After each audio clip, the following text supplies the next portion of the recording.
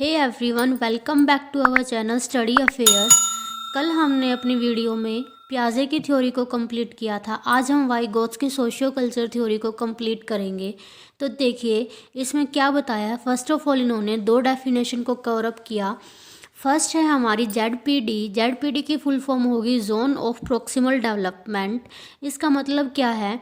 It is a gap between child can achieve with help and the guidance and he और she can do it itself.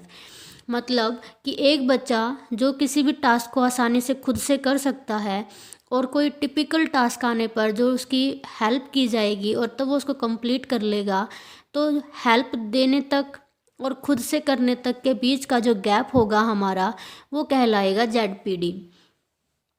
Next जो term है वो है scaffolding का मतलब होगा it is a sport given during learning process with intention of helping students. यानी कि जो बच्चे को सपोर्ट दिया जाएगा, जो हेल्प उसको दी जाएगी क्या करने के लिए, किसी भी टास्क को कंप्लीट करने के लिए, वो हमारी कहलाएगी स्कैफोल्डिंग। और ये हमारी कैसी होती है? टेम्परेरी होती है। यानी कि हर एक टास्क के लिए वो अलग अलग होगी, किसी में नहीं भी दी जाएगी, किसी में ज़्यादा भी दी जा सकती है। तो ये हमारी टेम्परेरी होती है। यहाँ पे एक टर्म और यूज़ होती है MKO, जिसका मतलब होता है मोर नॉलेजेबल अदर। मतलब कोई भी जो बच्चा टास्क कर रहा है हमारा, उसको अगर वो चीज़ नहीं आ रही है और किसी दूसरे को उस चीज़ के बारे में ज़्यादा नॉलेज है और वो उसको सिखा रहा है, तो उसको हम बोलेंगे MKO। यानी कि उस पर्सन को बोला जाएगा जो कि बच्चे को सपोर्ट गिवन करेगा, उसको बोला जाएगा MKO।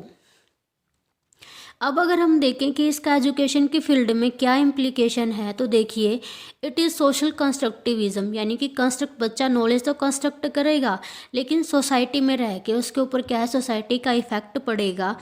और ये सारी चीज़ें क्या है, वो ग्रुप में करेगा, ना कि इंडिविजुअल करेगा। जो हमारे पियाजे थे उन्होंने क्या है, इस चीज़ को इंडिविजुअलिटी के को लेकर एक्सप्लेन किया था। लेकिन जो वाइगोत्स्की हैं वो कहते हैं कि बच्चे के ऊपर क्या, सोसाइटी का बहुत इफेक्ट पड़ता है। वही उसमें फिर क्या होगी, डिस्कवरी लर्निंग होगी, प्रोजेक्ट होगा, प्रॉब्लम सॉल्विंग होगी और एक्टिविटी बेस्ड लर्निंग होगी। इसमें जो टीचर है वो फैसिलिटेटर का काम करेगा।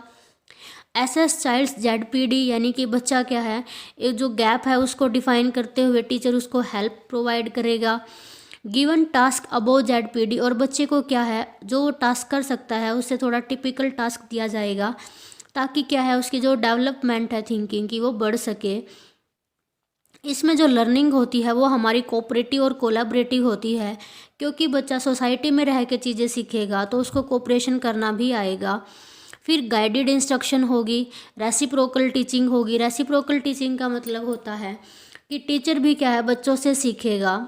फिर पीयर ट्यूटोरिंग, बच्चे आपस में एक दूसरे को समझाते हैं। यानी कि जैसे क्लास में इंटेलिजेंट कोई बच्चा है, वो किसी वीक बच्चे को क्या है कोई चीज़ समझा रहा है, तो वो हमारा पीयर ट्यूटोरिंग के अंदर आ जाएगा।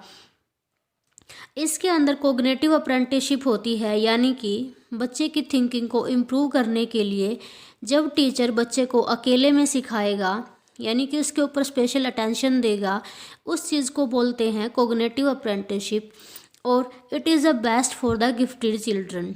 जिस बच्चे को आवश्यकता होगी, नीड होगी, उसी को क्या है, कोग्निटिव अप्रेंटिसशिप दी जाएगी। फिर इस थ्योरी को भी क्या है, क्रिटिसाइज़ किया गया। क्या कहा गया इस चीज़ के बारे में? It does not explain age related changes. अभी हमने जो ऊपर थ्योरी पढ़ी है कि हाँ यहाँ पर कहीं भी एज के बारे में कोई डिस्कशन नहीं किया। दैट मीन्स इन्होंने क्या है, एज को लेके कोई बात नहीं की। Does not explain stage wise development. जैसे पियाजे ने हर एक 4 स्टेज बताई थी डेवलपमेंट की, इन्होंने ऐसी कोई स्टेज के बारे में डिस्कस नहीं किया। Not give importance to the biological maturation. इन्होंने हेरिडिटी के बारे में, यानी कि बायोलॉजिकल जो मैचुरेशन है उसके बारे में भी ये क्या है, एक्सप्लेन इन्होंने नहीं किया, इनको कोई इम्पोर्टेंस नहीं दी। And ignore socio emotional aspect of development.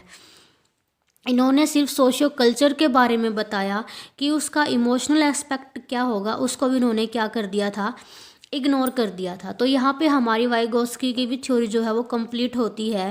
Development theory है ये भी, जिसमें वाइगोत्स्की क्या है, सोसाइटी को लेके बात करते हैं, सोसाइटी का बच्चे के ऊपर क्या इफेक्ट पड़ेगा। तो अगर आपको मेरी ये वीडियो अच्छी लगी हो तो इसे प्लीज़ लाइक कर दीजिए, शेयर कर दीजिए और इस चैनल को सब्सक्राइब कीजिए। Thank you so much.